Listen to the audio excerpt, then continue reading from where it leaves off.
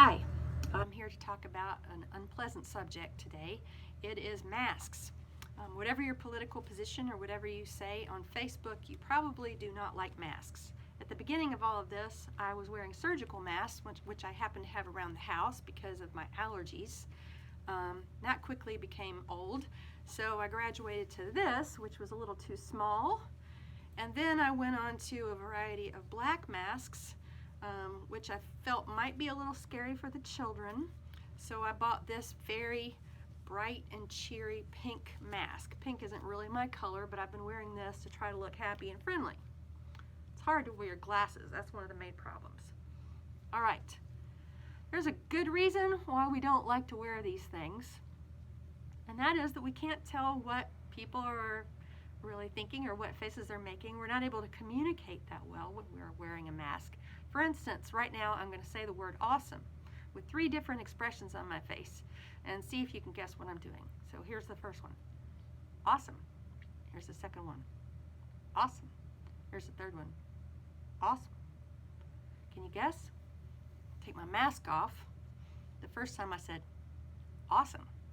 The second time I said awesome. The third time I said awesome. There was a whole lot communicated in my face, wasn't there? This mask created a barrier so that we weren't able to share something, to share an emotion or feeling.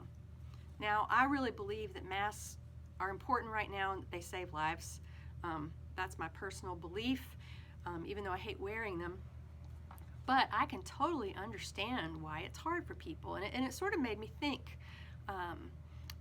what are masks used to symbolize in the Bible? Do they show up at all? So I did a little biblical study today. I think my favorite passage I found was in Song of Solomon, where it says that her face is like 2 pomegranate halves behind her mask. And, that's how I think of myself, as having a face like 2 pomegranate halves.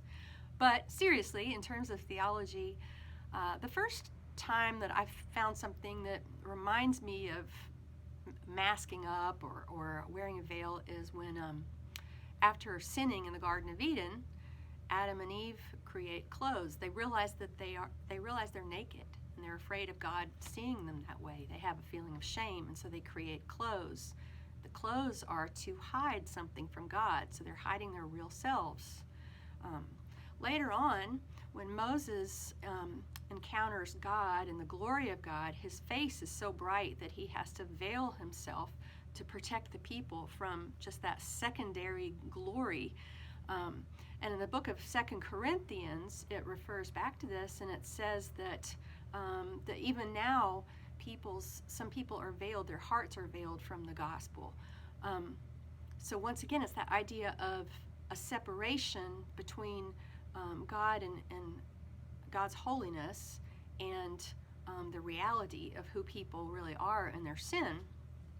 And then I guess just the last one, and this is one that I think we all love, the idea of the veil in the Holy of Holies ripping in half when Christ is crucified. And that shows that Christ has bridged that distance, or he has broken through that barrier between God and man so that we can come to him. If we turn to him, we won't be veiled, that we will grow closer and closer to God's glory, and we will be able to tolerate that because of what Christ has done. And it echoes that in the book of Hebrews. So that's where the Bible brings the idea of masks into our lives as sort of a metaphor of our relationship with God.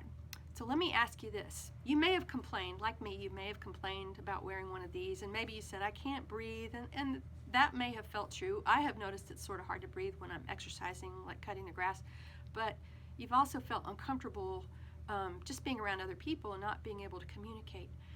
More importantly, because these are going to go away, the sooner the better.